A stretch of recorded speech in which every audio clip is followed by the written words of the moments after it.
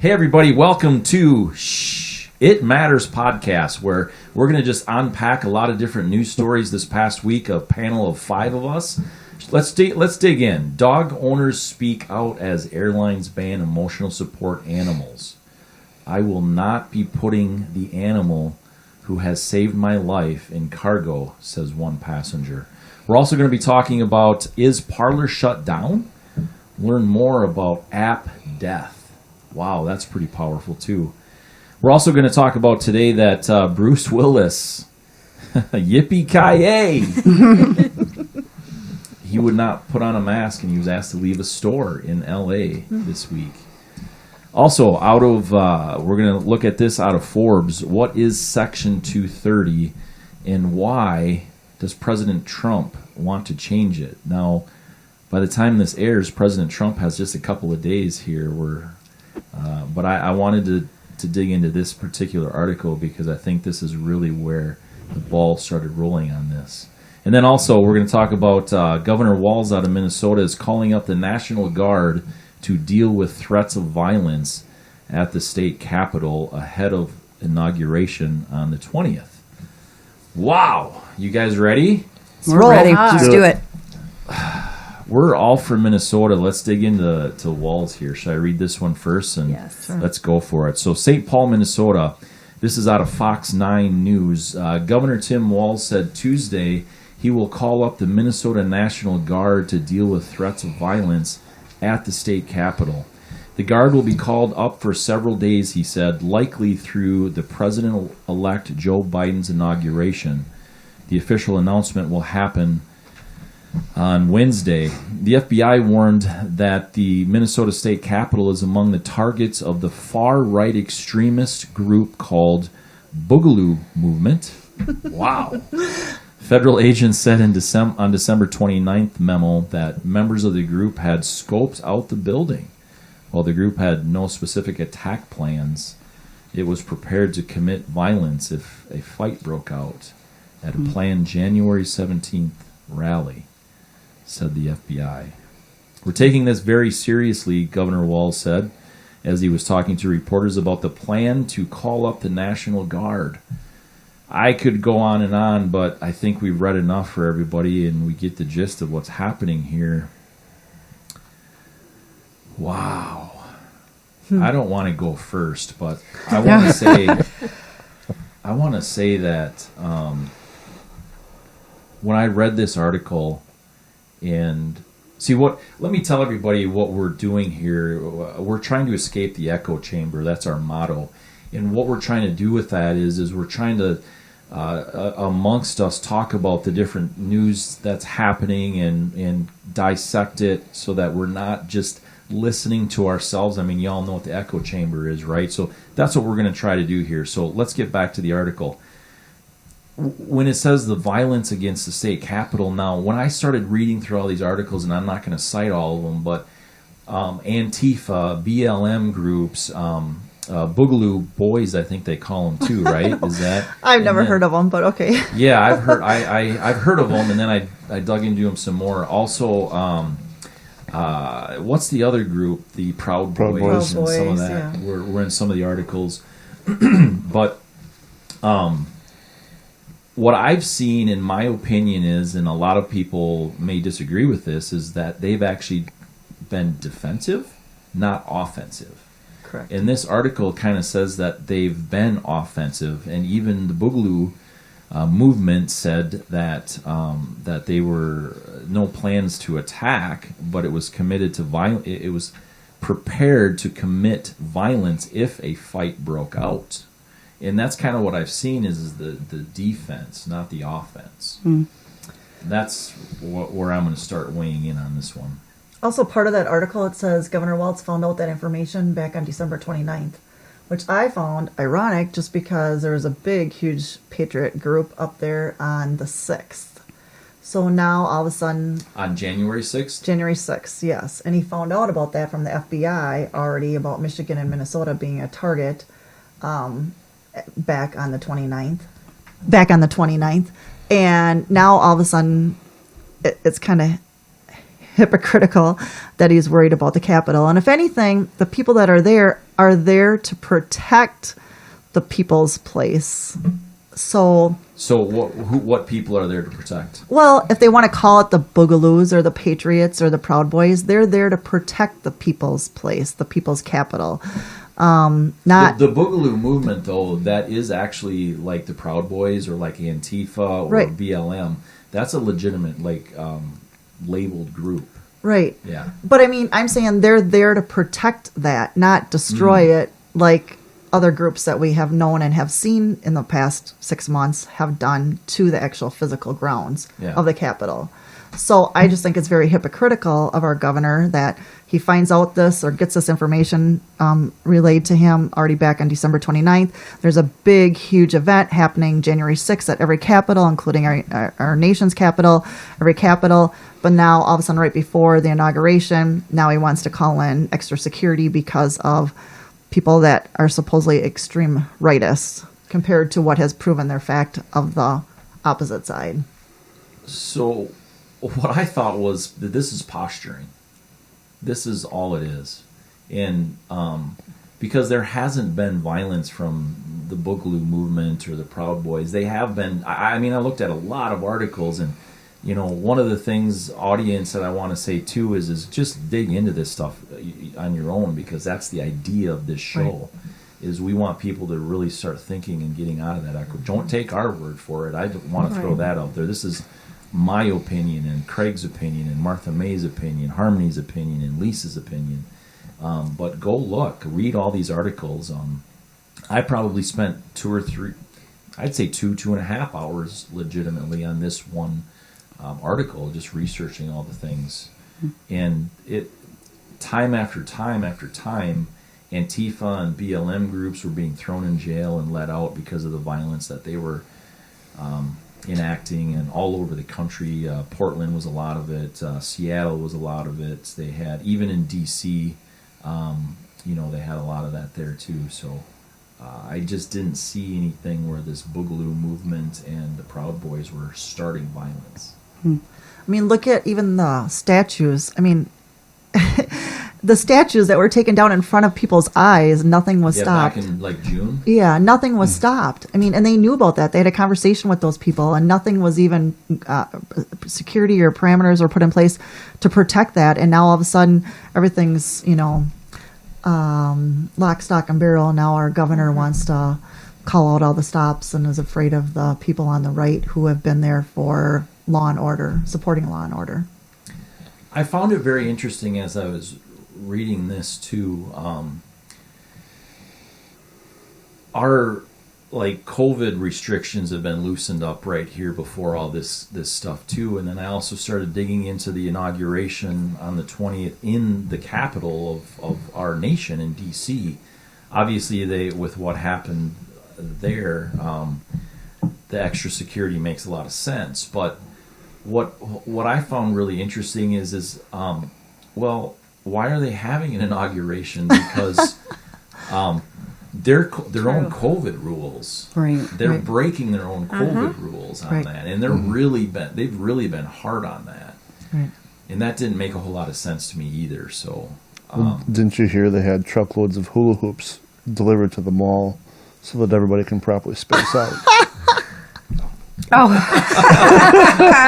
that was good, Craig. Oh, that was funny.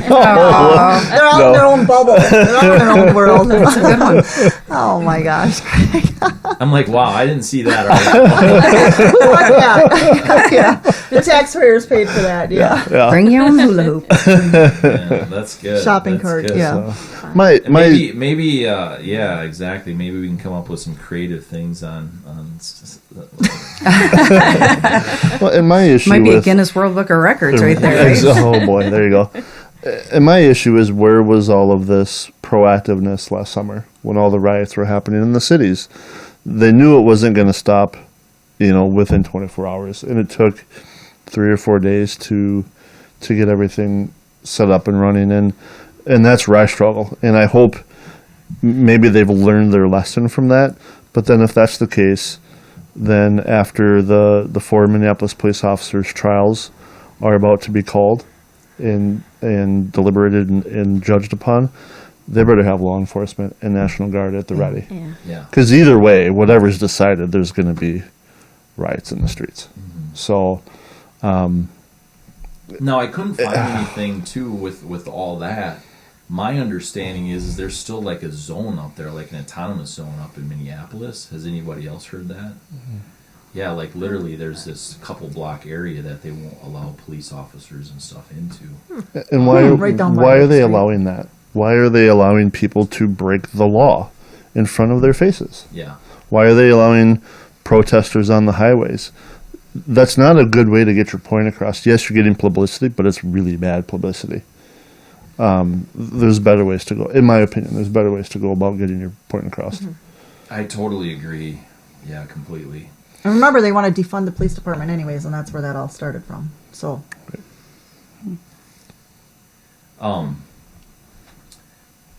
Anybody else? What?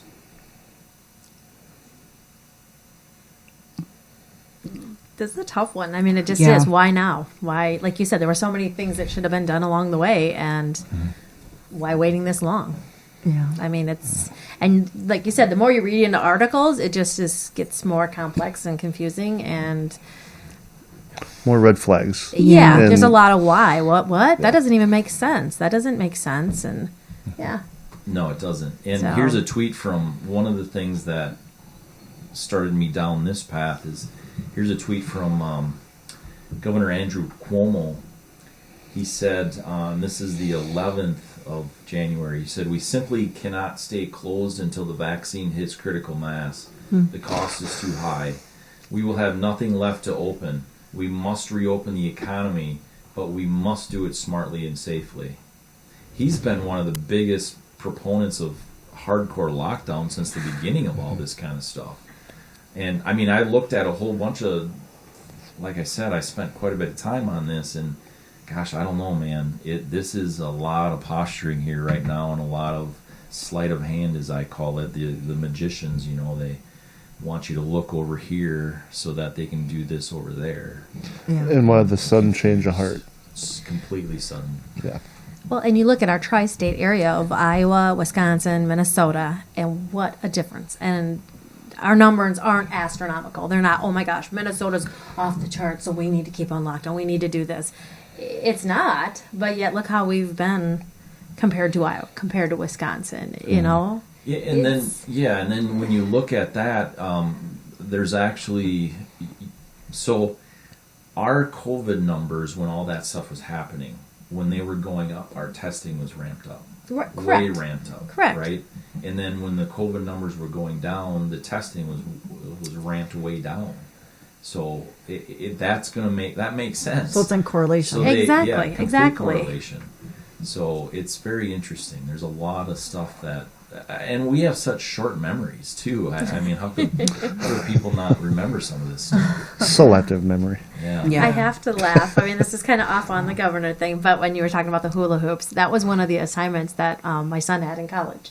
They had to come up with a design for a COVID classroom, and they had to come up with a COVID device that would be a 6-foot distancing thing. Sure. So it was quite interesting to see. So, and a lot of them did incorporate hula hoops. Some of them had sticks. So it was kind of a fun cute. thing. Yeah. Had to laugh. Had to laugh when you said the hula hoops. I'm like, took you more that is serious with that. funny. That is That's funny. funny with that. I'm still Let's talk imagining. about Bruce Willis. I love it. Let's talk about Bruce Willis. Bruce Willis reportedly asked to leave a store after refusing to wear a mask. And this is Syracuse.com and their celebrity news. So this is in L.A. Bruce Willis was reportedly in a Rite Aid when he was asked to put on a mask, and then he refused. And so the article starts out as, "Say it ain't so, John McClane. Maybe Bruce Willis is unbreakable, but the rest of us, not so much." Page 6 reports that the actor was asked to leave a Rite Aid in Los Angeles Monday after refusing to wear a mask. A source told the outlet that people in the store noticed that Willis wasn't wearing a mask, and he left without finishing his shopping. Willis was photographed in the Rite Aid wearing a bandana around his neck, but not pulled up over his nose and mouth. Later, Bruce Willis says it was an error in judgment, as he told People magazine. Be safe out there, everyone, and let's continue to mask up. It talks a little bit here about Los Angeles County and their COVID numbers and some of their COVID deaths and things like that too, but I think that's a little irrelevant to this particular story. I was in California. I was just to the north of LA the day before that, or the day after this happened, I should say. He did this the day before. And so I heard about this from my cab driver. Oh, wow. How funny. Yeah. And so he was telling me that the day that Bruce Willis was in this Rite Aid and wouldn't put his mask on, he went to LA to some ride that he had to go all the way down to LA, and he had to wait for the ride to come back, and so he drove him down. The guy went and did his meeting, so he was driving around LA a little bit, and he said he started to really think about this because all the tent cities, and I don't know if anybody's seen pictures of this and what they're like right now, but I've literally driven past it, and it's unbelievable. And he's like, there's hundreds and hundreds of people in these tent cities. None of them are wearing masks. None of them are vaccinated. None of them are healthy. They're all smoking. All these other things that are going on, and then no wonder Bruce Willis is in a Rite Aid and doesn't put his mask on because is there anything to worry about? Is what this is my cabbie, right? And I'm like, you're totally right, dude. Totally right. I say What is go Bruce Willis, Right. but then also integrity, Yippee-ki-yay! right? Yeah, but also integrity. Like, you got to talk the talk and walk the walk. So it's very hypocritical of him. But go Bruce Willis. Way to set an example. That's what I say. And I don't know if, it depends on who writes the article and how it was written. And maybe his publicist got a hold of him and said, you got a safe face. And that was his comments afterwards. But Yeah. Yeah, it was like a day later. Yeah. Yeah, so I'm assuming what? his publicist got to do with that, or got him to save face with that. But he had the bandana on his neck. Did he just literally forget to put it back on, or one of the other that's articles, hard to say? Yeah, sorry. One of the other articles did say that they asked him to put it on, and he refused to do it, and then he left his items and left the store. What was weird about this particular story is there was like 6 different articles, and he kind of had to add in all these different details. One, because even this article jumps very quickly right into all the COVID cases in LA and all the deaths, and it talks about some different workers in a nuclear power plant, and I mean this is nonsense, right? I like what your cab driver said, though. I know he He was should have been like, quoted.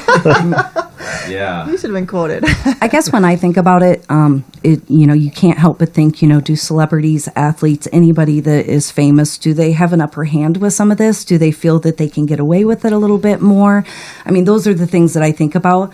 When I read the article, I was thinking, well, it sounds like he left. I was confused why he didn't just put on his bandana, just lift it up and pay for his items. So I don't know what was going on there. Was he trying to make a statement?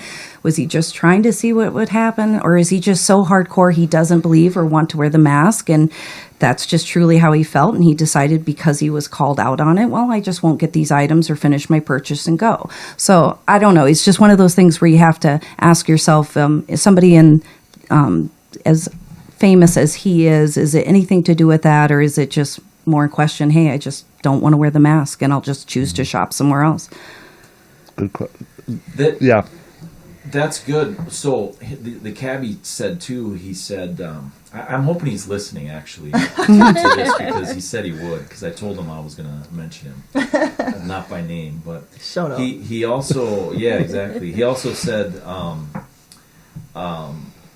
that LA County has such a strict mandate on masks that he said people are walking down the sidewalk, not the street, but the sidewalk, and they have masks on.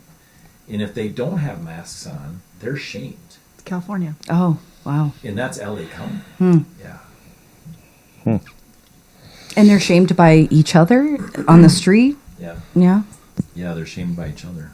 But then we have Because- cities of homeless people. 10 cities That are of okay home, with Right. Yeah. hundreds and hundreds of them Yeah, close and together. that's That are shameful unsanitary. for me. Unsanitary. Yeah, and that's it doesn't make shameful any for sense. me, And then you have, I looked Yeah. up too, Governor Newsom. He's been caught on camera at least twice, and it's been reported in the news. Parties. Where he's at parties with more people not wearing masks. But yet LA County has a task force to go around to these different homes, and if there's more than like the 6 or 10 people, I can't remember the number now in that particular county, they're literally arresting people for having too many people in their home. They're shutting. This is on the news too. I should look this up. Maybe I will in a different story. The Gestapo. Excuse me. They're shutting water off. Yep. People have paid their bills. They're shutting their water off if they have too many people in their house. They're shutting their electricity off, and they've shown their bills are paid. It's really wild. I mean, I've never heard of that. I mean, I would think there's a Look it legal up. fight there Yeah, when you were no, there is. turning I've off seen- somebody's heat, electricity, California. you're putting somebody's health or life in hazard. You would think it exactly. That's my thought exactly. That this is going to be worse. Right. I don't think they were really thinking that out, but You hit it right on the head. They weren't thinking. These mandates and edicts just, I don't know. They're not making any sense to me. The further away we get from all this stuff too, it seems the more ridiculous they become. Right. And these masks too are not. There's a small percentage. I've seen some studies. There's an extremely small percentage that they do a little bit of good. But Right. to what different masks? You can see people's masks that I can see you. If I can see you and I can hold it up and it's that paper thin, is it really No, doing clearly not. anything? Yeah. It's not. So people you see in the Absolutely. stores like it's a Kleenex. Oh well, here it is because it's that's not doing any good. It's Are just you not. are you advocating for better masks? No, I'm advocating for no masks. Yeah. And that's Yeah. a powerful statement to Yeah. say, but I am. I'm not a fan of them. I'm a firm believer. We learned this stuff in kindergarten. If Yeah. you're sick, stay home. Don't be sneezing on me. Don't be, Wash your hands. wash your hands. If you're going to cough, cover it up. Go wash your hands. yeah. Wearing a mask, I feel sicker. I really do. I feel like I'm I did. I got constantly- sicker. Yeah. I feel 10 years older. I'm sitting here trying to breathe. I mean, I don't know, I'm sure you guys, you've been to the grocery store, you got to wear your mask the whole time. Well, if you got an hour to shop, your coat's on, you're going through the aisles, there's a lot of people in a grocery store, you're waiting in line to check out. I can't tell you, I ripped that mask off like I just went through an 8-hour surgery. And I feel it too. I'm just like, and I don't care who sees me either. When I come out, I'm respectful where the masks are mandated. You need them, I wear them. But once I get outside, that thing comes off because I need to breathe. I need fresh air. Exactly. But look at, we're talking about California, that they are mandated to wear them outside. They are mandated. Yes. That is a countywide mandate to wear them outside, Yeah. walking on the sidewalk. I Not didn't even the look fresh up- air. Yeah. Yeah, I didn't look up to see if it was a countywide mandate outside. I've heard that, but I Right. didn't look up to see if it was. But Okay. but the cabbie said that they're all outside. They're all wearing them. I just wonder, this is like something different, but littering, I'm sure you guys see masks all the time now on the ground. Well, if you're even required to wear them outside, which is even more time than usual, I can only imagine how many masks you're seeing on the ground. I got to tell you a story about that. That just reminded me. So I'm in, and I'm not going to say what state, but it wasn't California. I'll say that much. But a state that had a very hardcore mask mandate as well. And I'm approaching this store in a parking lot. I get this lady's screaming at me. She's 30 to 50 feet away. There's a few cars, and she's hollering at me like crazy. Put your mask on. You're gonna, hurt us all. We don't know. I mean, literally 30 to 50 feet away. Wow. And she's hollering, and I'm like, my apologies. I didn't realize that you had a mask mandate outdoors. And I said, I'm a long ways away from you. I said, I'll just walk further. So I walked further away, and she's pregnant, and she's smoking. Hypocritical. Wow. It's an Alanis Wow. Morissette song. She doesn't want you to get her sick or her baby, her So- unborn child, Yeah. but she's going to smoke cigarettes. This was probably 2 months ago, and so I looked up what the CDC had to say about the health risks. And oh my gosh, it's terrible. that baby, Wow. the Oh. baby doesn't have a chance. So my first thought is, okay, well, that baby has a little protection from COVID in a way. It's, it's not outside of her body. However, it has no protection from the cigarettes that she No. inhales And on a here's daily The basis. baby's Here's- inhaling cigarettes. Yeah. And here's the reason I bring that up off of what you said for littering. When do we stop being tolerant of stupid things? Literally stupid things that happen in the world. And you're going to yell at me. I was dumbfounded. Where's the common sense? I was dumbfounded. What if I would have said something to her about the smoking and the risk that it has to her baby? I'd have probably ended up in jail. Right. Right. How does that make any sense? It's just And it's the like the irony of it. littering.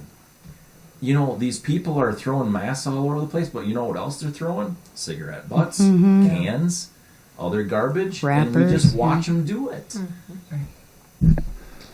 I had seen a video, and it was a reporter that was talking to a group on a street corner, and they were pro mask, pro COVID protection, whatever it was, and they were all masked up, and they were afraid of him because he didn't have a mask on outside, and they were all huddled in a mass, moving away from him as he was trying to get away from them to give them their safe space, but they were all huddled together, yelling at him because he didn't have a mask on, but they weren't giving their social distance to each other.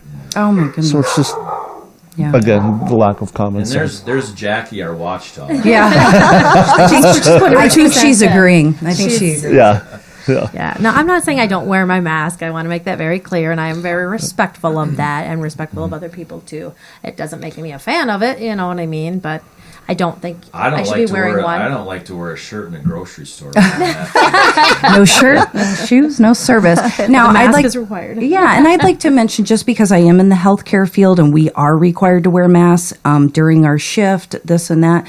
I guess the reason why I'm stating this is because I am in the field and I definitely am, take precautions. But at the same time, the other half of me is a human being. I'm a mom. I do all these other things, and I have other feelings. So I don't want to wear the mask. I definitely, if somebody were to ask me, I'd say I really would prefer not to wear the mask. But I don't have that luxury at the moment due to my profession, and I do care for others. And Exactly. it's really just, it comes down to that I care for people, and I don't want to be the one responsible for getting someone sick. Michael I would agree. Osterholm, he's actually, I believe he was on the transition team for President-elect Joe Biden, had a video pretty at length discuss the masks, and he basically said that the mask, please people go look it up, it was in June, Michael Osterholm, and he said that the mask is a psychological tool, right? Like we should, if Martha May, if you feel like me wearing a mask is good for you, if we're in the same room together, then I should respect that, and I agree with that 100%. But he did say that the science behind it back in June, he said there was really no science that it's going to make that big of a difference.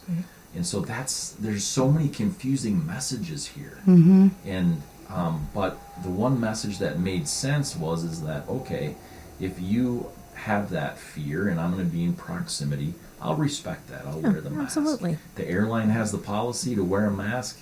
Unfortunately, I'm not going to change that.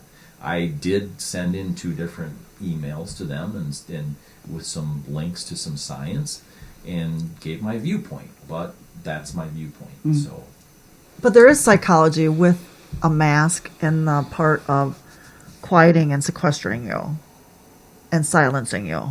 So there's some subliminal underlying things with that as well, compared to just I would medical. disagree with that, and that's why, for me, at the very beginning, I think Lisa, you and I, when you did my professional photos, I think we talked about that back in June or July, and I had said just wait, and that's when a lot of the mask mandates were just really starting. I said just wait, it's not going to be a short-term thing, and it's not been a short-term thing.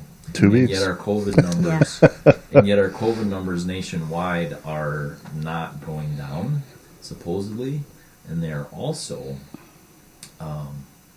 82%, I believe I read, compliancy on masks in any kind of public space. Yeah. Wow. And yeah, so it's very confusing. I will just say, just to end it with that, is that what I see is definitely in the long run is the psychological effects of things like shame, guilt. As you were just mentioning about the group that were so afraid of the one that didn't have a mask, well, there's shame. You're pushing them aside because you're not following this or that. And so I really feel like, I think we discussed this last time. I think in a few years, we're really, truly going to see the effects of this, especially with small children. Definitely, small children are not a big fan, nor is it easy to get them to wear masks. So, and it'll be interesting in a few years to see the results of this. I know, and that's the hard part. Let's be real. How many people are actually, I think this number, I don't have scientific fact here. How many people are actually washing their masks every day? Oh, Okay, no. yeah, we're all I seen a mask. It's The not- guy had a hole in it. He had a Yes. hole kind of worn through it. It That's was a what I was- disposable one. He had Oh. kind of a hole worn through it. It was like, Time for a saying. cigarette. I don't know about that. I don't think so. But he just He needed met to the breathe. mandate. He needed to technically have a mask-looking thing on and then to breathe. I have a doctor's note. I can't wear a mask, so I have to wear a face shield. 10 times difference breathing it. Plus, look at how much difference contagious it is through your eyes than it is through your mouth. I mean, we should be Right. covering our eyes more than our mouth. So Right. Yeah, exactly. That it's just very confusing. So I agree.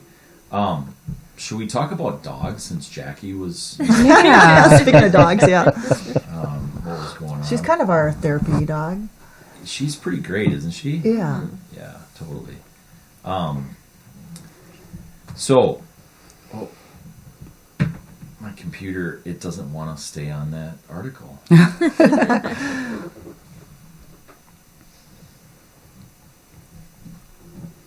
So back to There we masks. go. No, just There we go. There we go. I guess honestly, I forgot it's a touchscreen. I think I must have bumped it. So, dog owners speak out as airlines ban emotional support animals, and this is out of Yahoo Life. Nearly a year after the U.S. Department of Transportation first proposed a policy that would give airlines the option of banning emotional support animals from flights, as opposed to trained service dogs, which are protected by the Americans with Disabilities Act.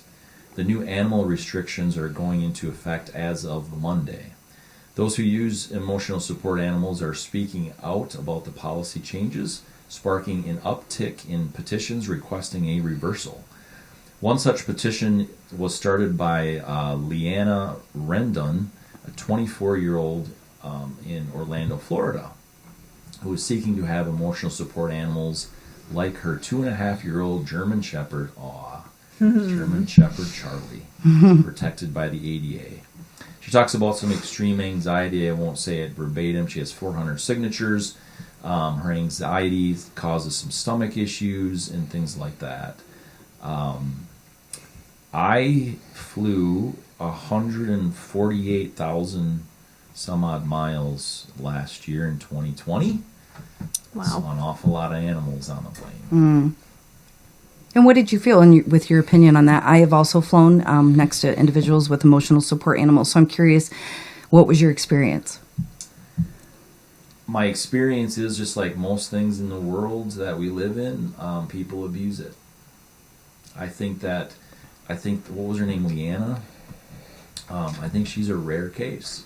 I think that a lot of people, this is my opinion, based off of what I've seen, I believe this actually. Out of all, I'm not saying that dogs and cats shouldn't be on the airplane. I think that they need to be able to say, at least have a limit. But people abuse it 110%. Yes. All the time. All the time. Well, what And kind of that's the animals were on there? What other kind I of was animals? sitting behind a cat. Actually, my son was with me on this flight. Sitting behind someone with a cat, and it didn't like it. And it was, how cats cry. Right. And it was crying a lot on the flight. And, it was supposedly their emotional support animal. And, They were there to support the cat. and yeah. Right. I think, So, I mean, that would, my anxiety went up because I felt bad for the cat. right? Yeah. And, So did the whole rest of the plane. I But yeah, know. because they heard it crying. And from my understanding, I think that's what some of the airlines were taking into consideration too. It's like these emotional support animals, how they're helpful for one, but is it helpful for the whole flight? And to go back to what you're talking about from understanding of this article, a few years back when this started being more popular, when this was being allowed, when pets, people were taking advantage of it. You know, you were seeing all kinds of animals. You had dogs, you had cats, you had ferrets, you had a peacock. I mean, A mini horse. and the way I looked at it was like this. If I'm on a plane and I have my emotional support animal, a little Pomeranian, and you have your emotional support animal, a boa constrictor, and your emotional support animal eats my emotional support animal, I'm going to need more help after that flight. So, I mean, obviously, you know, I'm trying to be funny, and things are probably kept in, you know, for sometimes they're kept in their own thing, their bin or whatever you create. But when my experience was, when I was on a flight to Virginia, there was a lady sitting next to me and she had a little dog, and the dog was quite well behaved. If anything, my experience was good because I could see and observe, I'm quite the observer, how the animal was helping her. The only thing I felt bad about the dog was she was petting the dog so much, obviously, to get the support that I'm like, I was feeling bad for the dog. I'm like, I don't think the dog wants to be pet anymore, but it was none of my business.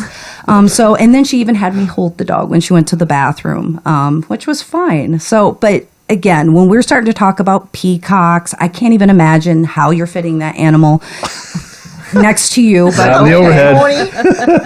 A mini pony, right? Wasn't it a mini pony part of the story? There was a mini pony. Yeah. I don't know. Like, what do you do with that? I mean, do you buy an extra seat? What are you doing with this? Do you bring hay? I mean, I have questions. But And we have a dog, and I like my dog more than a lot of people. So I understand the attachment to Yes. pets, but like you both have said, people have taken advantage of it. If you have a condition that's so bad that you get your doctor's note and it's a certified licensed therapy dog or cat, 100% absolutely. But if it's truly that important, go through those steps. And an example, we were on a flight 8 or 10 years ago, and this young man had a cat, and this cat was on his lap, and he thought he put the cat in the carrier under the seat. And a half hour later, he's like, I can't find my cat. Oh, no. And it crawled. I had felt it on my leg, and we were like 2 or 3 rows away, and the cat was in the front of the plane. And it's like, what about people that have pet allergies? oh yeah, How that's do a you address that? That's a really good point. I've seen dogs run down the aisle and stuff in the plane. Which would be comical, usually, unless you are allergic to dogs. Yeah. It's not the problem with this is it's not congruent for me. If you're to look at a negative, there's a lot of positives, but if you're going to look at the negative, the laws or rules or whatever they're trying to do with some of this isn't congruent. It's not all the way across the board. It doesn't make any sense. That's where I get lost. And you can't have peanuts on the plane because there's peanut allergies. Well, there are pet allergies, and they're pretty severe Cats, for yeah. some Absolutely. Yep. you know, so it's hard, man. I think that at the end of the day, you have to go through the process.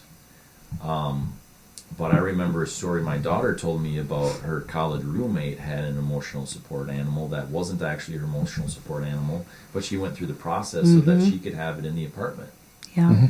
And Yeah. Oh, yeah. Very common. literally, and the psychiatrist said, "Yeah, no problem. Sign Here it. you go." Sign it. Just like the medical marijuana docs. We'll sign it, you know, and they're part of the problem. Yeah. And I'm not picking on medical marijuana by any means, but it's like No. you have the doctors that they know the system and they're abusing the system as well. So they're just as guilty as the people that are.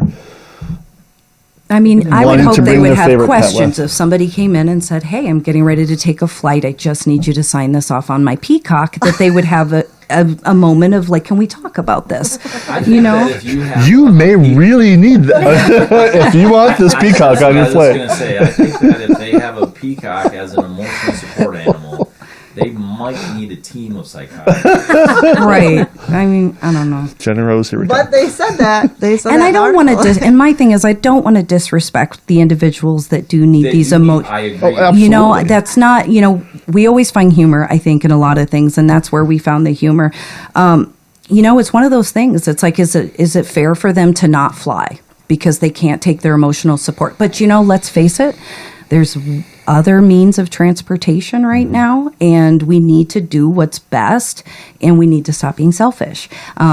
That's a hard thing to say, but it's really, you need to consider the other 150 people that are on a flight with you. It's the same consideration when somebody boards a flight and they have the flu, influenza, things like that, things that need to be considered. It's, it's not all about us. It's, we need to take consideration on who's around us and who we're affecting. Yes, I agree. And that needs to come from the people with the emotional support animals. And this is what you're saying, right? Mm-hmm. Yeah. Yeah. I believe the people that need them, I believe, are very respectful. I believe that they understand that there are other people that are sensitive to animals on a plane, and they take very good care of them. They're not the cats that are crying because they've flown twice in their life or whatever. Yeah. They've done it before. So I think that they are very respectful. But it's the people that go around the system that are abusing the system who are they looking out for? Yeah. Number one. I'm extreme on this one. I'm either way over here because I do have a future daughter-in-law that does have needs emotional support. And she has her dog, and I see the difference. If she doesn't have this dog, she does. She gets stressed out, and it isn't. And she's one of those that I personally think should be allowed. And like you said, this dog goes everywhere. So if they go out to eat and he's allowed, he sits right here. He's not running around. He's not going to be doing this stuff. This dog is there for her, and you can tell that. She went to the doctor. She's got the notes and everything like that. On the other end, I also have acquaintances, I won't say friends, that you can order an emotional support jacket for your dog for $15 off Amazon, and you're good to go. Yeah. So, no, but over here, I see the difference. I mean, I have anxiety when it comes to flying. Me personally, I have a drink. You know what I mean? I don't take my dog with me. I love my dog to death, but that works for me. But talk about thinking of the other people. If you're flying to Florida, yes, you got to give up cigarettes or smoking while you're on that flight, and that could cause you anxiety. I'm not saying you, I'm just saying in general. But when you get out of that airplane in Florida, you can have a smoke. Okay. Right. So when I'm leaving Minnesota, or I'm going to use my daughter-in-law again, she's leaving Minnesota and she gets to Florida, she's still stressing out because she didn't have that dog with her. You know what I mean? So her life was involved with that dog. A dog, a cat, a ferret, I think is a little bit different than a peacock or a horse or some other animal. Right. So I do think that it is very important. It is very real. But I think the medical part of it needs to be more, maybe just than one visit. You know what I mean? Yeah. I'm not going to walk in and say, I need this dog for emotional support. I don't think a doctor should just sign off on that. I don't. I think it needs more care. And if that's truly the care that they need and they're given that, I do think it's okay. I really do. Yeah. So. I agree. And I would say the biggest thing is that know thyself. Yes. And which, if you know thyself, you're going to probably know your surroundings, and you're going to know that. Well, I'm kind of abusing the system. Yeah. Self-responsibility, though. Yeah. That's the problem. In the article, they spoke about though too.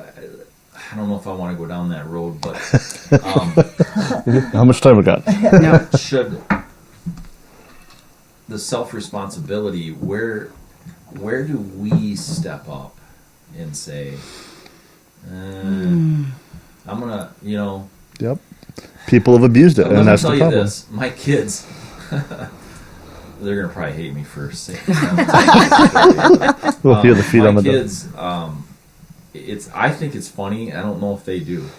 I told them when they started to understand who police officers were, if you make a mistake and it's against the law, I'm going to be the first one to call the cops. And that's no joke. Ask them, right? And I think that's where where we have to be there. That personal accountability. And I can't allow my kids to not be accountable for the things that they're going to decide to do. Once they make their decisions, they have to be accountable for that. But I also have to be accountable for them learning how to be accountable. Right? Yep. It's deep, but it makes sense. Yeah. Whether gotta they're set an 18 or example. 8. And then we Makes have sense. to do that with each other. Set an We have to do example. that with our friends. Right. And we have friends that are abusing the system. How many people out of the 5 of us have done that in the last year? How many people have called out a friend and put them face to face on the spot and said, look, what you're doing isn't right. This is a path of disaster, whatever else. How many people here?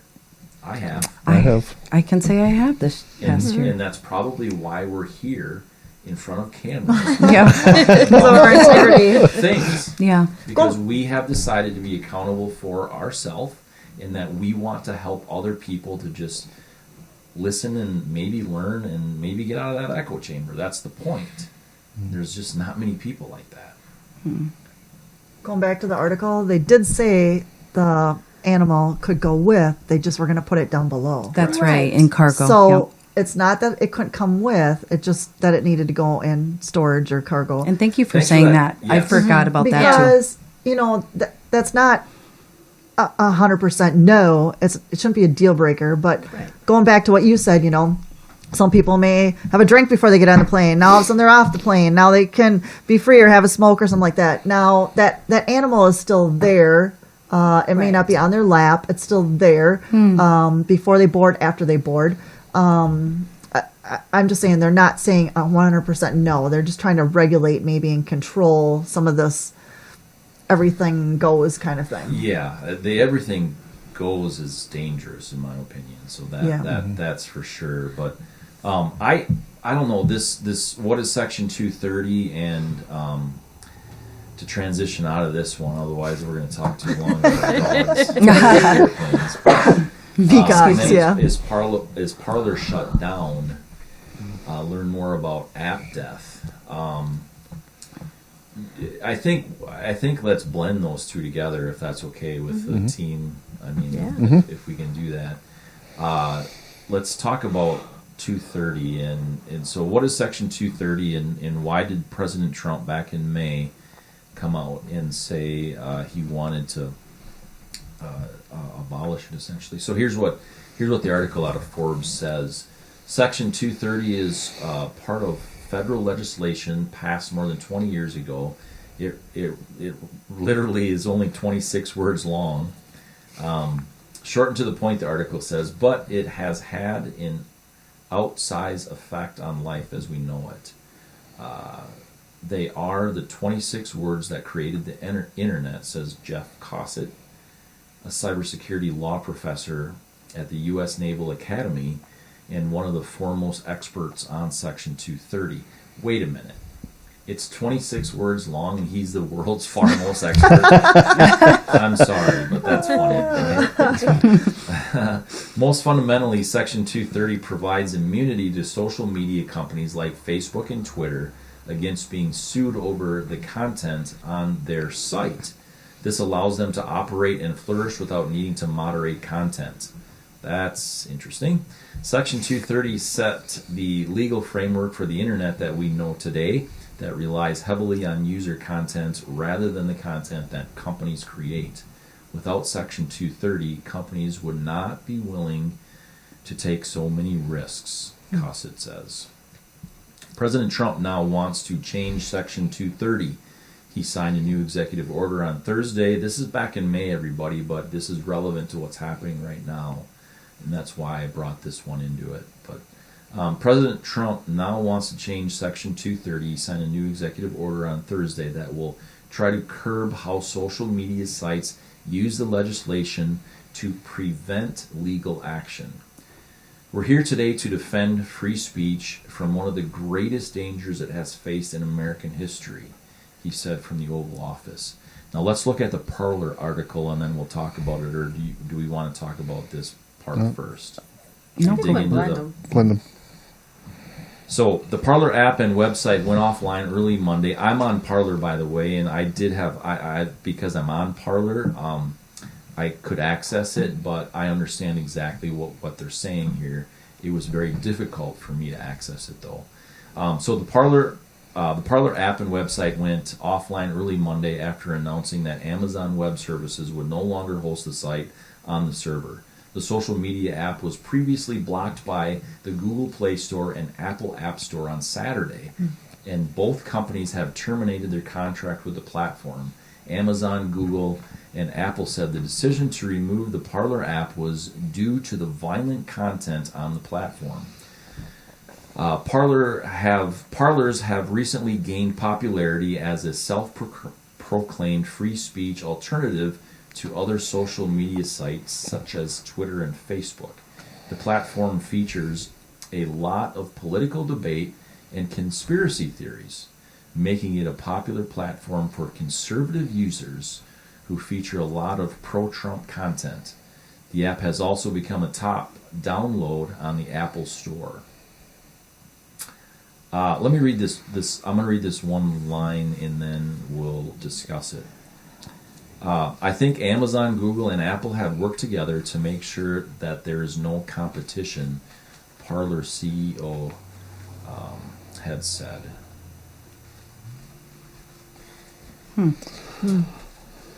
Let me read this. Twitter put out on January 12th, ahead of the Ugandan election, we're hearing reports that internet service providers are being ordered to block social media and messaging apps. Let me read that again. Ahead of the Ugandan election, we're hearing reports that internet service providers are being ordered to block social media and messaging apps. Twitter says this is the public Twitter policy. Like this is as legit as it gets. It continues and says, we strongly condemn internet shutdowns. They are hugely harmful, violate basic human rights, and the principles of the open internet. It's the double standard. Free Republic. It's the double standard that whether you're against Trump or for Trump, how can you not see the double standard that all of these companies are doing right now? And shutting down people's accounts or apps because there may be or there is some organization that could be violent. Well, oh my gosh, they have a lot more work to do then. You know, what about the organization of Antifa and all the violent protests that happened this summer? That didn't happen, you know, just through websites. That was done through social media as well. So that's my issue. You're either all or nothing. And if they're protected under the 230, that protects them. So then they should, unless you're specifically calling out violence against somebody else or bullying, they kind of have to let things go. You know, if people want to talk about something that they don't agree with, they have to let them do that. Or they're controlling the content, and then they become a publisher, and then they lose that protection. It's cut and dry. Yeah.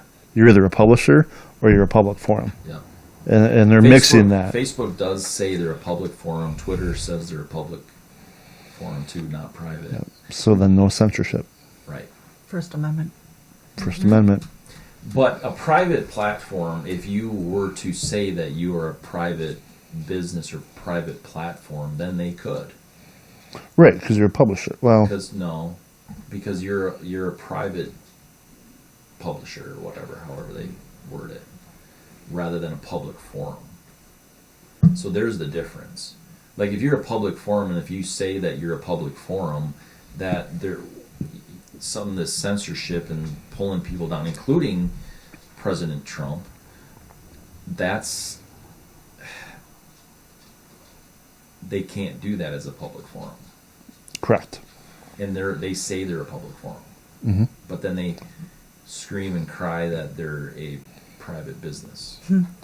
But they're being protected under the 230. public, right? Yes.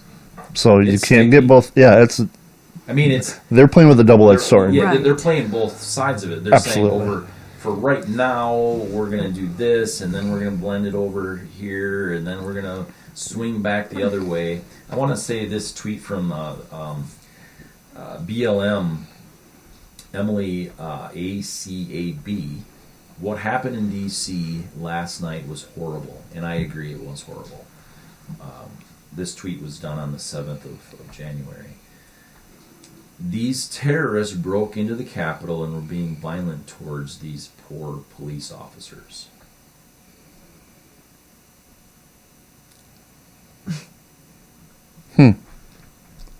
that we want to defund. That we do not respect on that So one. it ties together, right? To me, Yeah. like it ties together how the hypocritical piece of it. Yeah. They were going out, BLM and these different BLM groups were going out, defund the police and all these other things, and a lot of different groups that labeled themselves as BLM were being extremely violent against police officers, and they were allowing that stuff to be up on Twitter. They were allowing that stuff to be up on Facebook. They were, in fact, a lot of them were sort of cheering it on. Chris Cuomo, he had said on CNN that since when are protests supposed to be peaceful? Or I'm not saying it verbatim and quoting him verbatim, but please look it up. And so you've got all these different things that are tied together, and so only one side of the thought process can do what they want, the other side cannot. Now I'm making a lot of people angry by just saying that too, and I get it. But Call it like you see it. yeah, that's exactly right. I was a basketball official for high school for 5-6 years, and that's exactly what you had to do. But what you exactly had to do as well is that if there was a question, you had to talk to your partner, and you had to say, wait a minute, I saw this differently. Yep. And that's what we're doing right now. Confer with someone else Yes. what their Right. vision was, what they see, Yes. and what their perception was. This is my angle. Yeah. That was your What's angle. your I angle? get it. Where can we come to here? You see it in sports all the time. Yep. Every sport, hockey, football, basketball, the officials get together. Yep. And it sounds like the officials, Google and YouTube and Twitter and Facebook, are doing the same thing, but they're teaming up on what they don't agree with. Right. That's When the it's outward. convenient for them. That's the outward appearance, and I think that's going to get them in trouble. And I hope they do get in trouble for it. I do too, because it actually went against it's the contract by the sounds of it. And look at Parlor. They got too big, too fast, so they were a threat to them. Exactly. Oh, That's the absolutely. way I see it. That's what I saw too. Yeah. Yeah. Yep.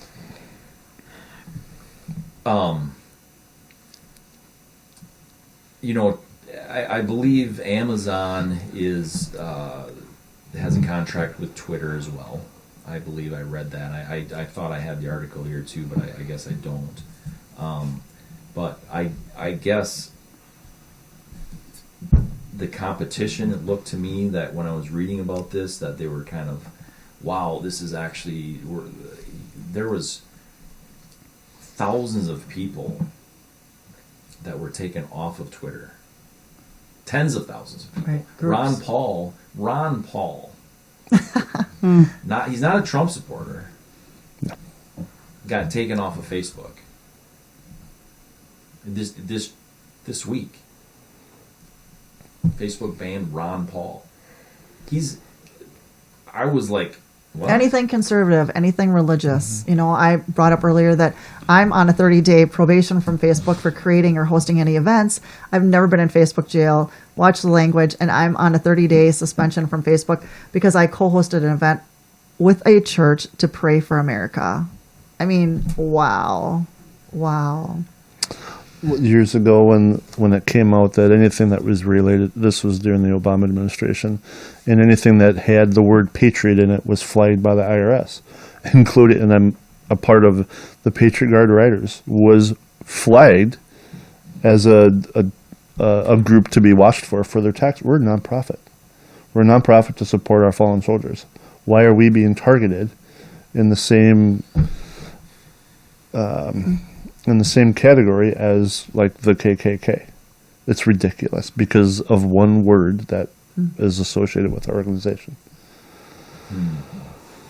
And that's interesting that you bring up words and stuff, because when I was kind of reading the article and then I went beyond and listened to a podcast, and we've talked about algorithms and stuff and words that get picked up, and I noticed the CEO of Parlor had mentioned during the podcast, something about like with algorithms of what was picked up, and he said the only thing, that, if I remember correctly, was like things to do with pornography or things like that they would catch that.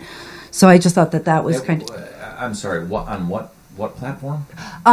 Well, when I was reading the article, there was this podcast that was attached to it, and I apologize, I don't have the information with me now, Yeah. but it was just, she was interviewing him, and they were talking about algorithms and stuff like that, and how it catches things. And I found it interesting, just with you mentioning certain words, whether it's patriot, this or that sort of catches their attention. And the only thing that he had said, that really was caught was things to do with like pornography or things like that. It wasn't catching other things, whether it was swear words or things like that. I don't know if that makes any sense. Speech. So yeah, it does. I'm gonna play a video. We can't play it on we can listen to it, but we won't be able to play it. But this is and I'll do that in just a minute. This is from Project Veritas.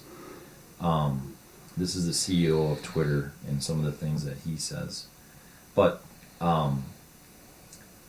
actually, maybe I'll just read some of the things that he says. This is Jack Dorsey. So pornography, certain platforms, I looked at that. That's not true. Okay. Twitter, for one of them, I mean, they do have pornography on there. I know there's a couple others that do. I looked specifically at Twitter because they're the ones that have been in the news the most, and they've been the hardest. Twitter was the one that said the Ugandan elections and things like that, and not to censor and watch out for that. And it's like it's totally hypocritical.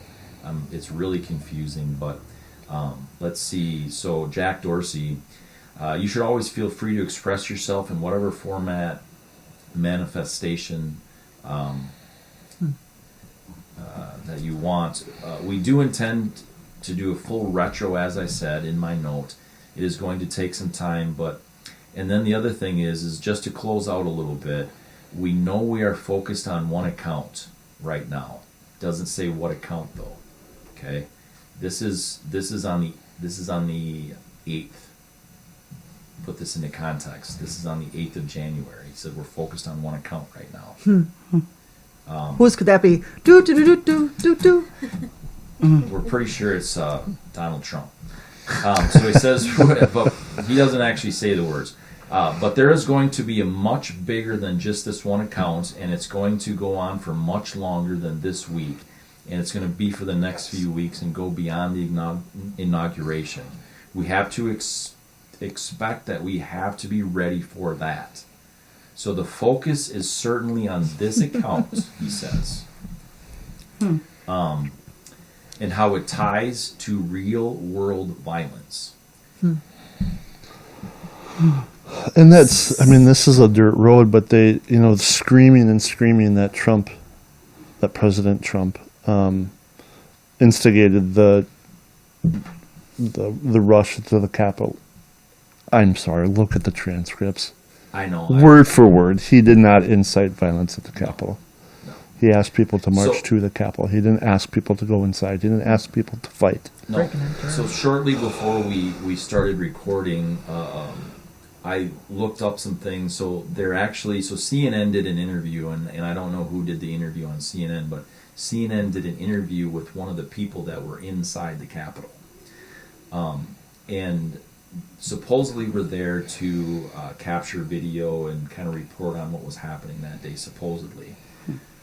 That person has either now been arrested, that was on CNN, or they certainly have charges against them. I know that for sure. And this person, and maybe we'll talk about that next week, but that person actually is caught on video inciting the violence. Interesting. Yeah. And they're from a different party and affiliation? Because don't I heard know. that too. That came don't out know. too, where the So leader there of is- BLM came there out is and was one- there. There is one other person, a different person, BLM person from Utah, Yep. that has also been photographed and videoed, that was also part of starting the violence. Right. And this other person has been arrested at other BLM places. Right. So, yeah. Yeah. I had friends that were there. They were up on the steps of the Capitol, different things like that. Yay, we're Americans, we're proud, we're loud, we're patriots. They were pulling people off the windows from beating the windows. They were detained by police officers. They themselves were hurt.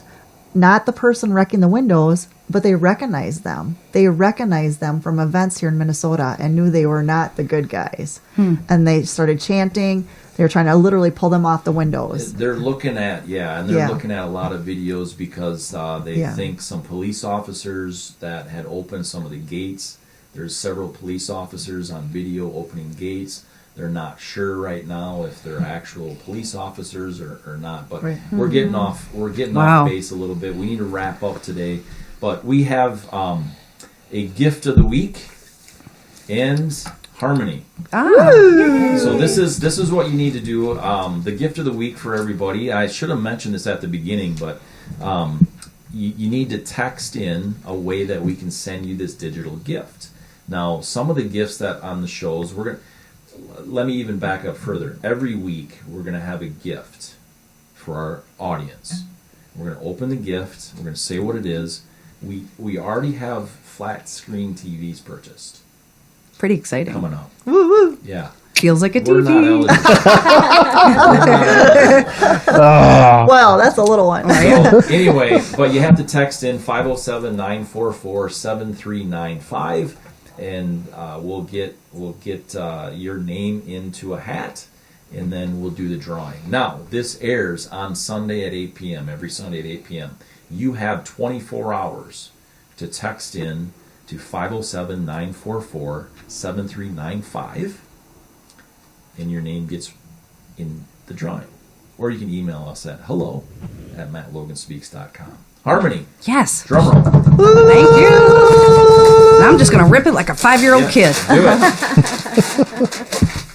All right. I like the box. And inside the box, we have the gift of the week is a $75 Dunkin' Donuts gift card. Woo!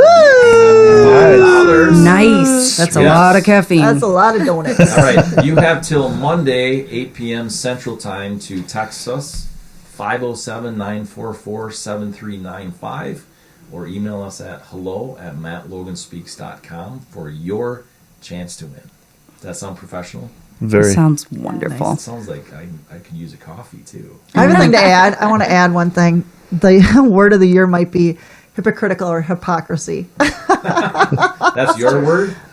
Martha May. Maybe not mine. Not Martha May, mine. since you're talking, Not mine. How do we find you? Martha May Kashadi on Facebook. And y'all can find me, Matt Logan Speaks, everywhere, Parlor, Facebook, all of them. Just look me up. Lisa. Lisa at Salt and Pepper Photography. Twitter, Facebook, Instagram. You can find me there. And Harmony Sage, Facebook. And Craig Ugland on Facebook. Hey And guys, thanks for hanging out this week. It was fun. It was It's good. roll. This is Woo! like the real first episode that we're doing. Our inauguration. So, Feels yeah. pretty Our good. inaugural Yes. episode, right? This was fun. So, hey, everybody, thanks for tuning in. If you haven't already, hammer the comments, hammer the share button, and go ahead and hammer the like button. Those algorithms help us out, and it spreads the word. So we appreciate it. See you next week. Hey, a lot of people have asked how they can support the work we're doing here at Matt Logan Speaks. Well, you see this hammer that I got in my hand? It's pretty big. All you have to do is hammer the share button. Go ahead and hammer out a comment to us. Go ahead and hammer the like button. Go ahead and hammer the subscription button. Go ahead and hammer the notification bell so that when we have new content up, you're the first to know about it. We really appreciate the comments, shares, likes, because you know what? That's the best way you can support us, because the algorithms on all these fancy computers, that's what they need. We appreciate it.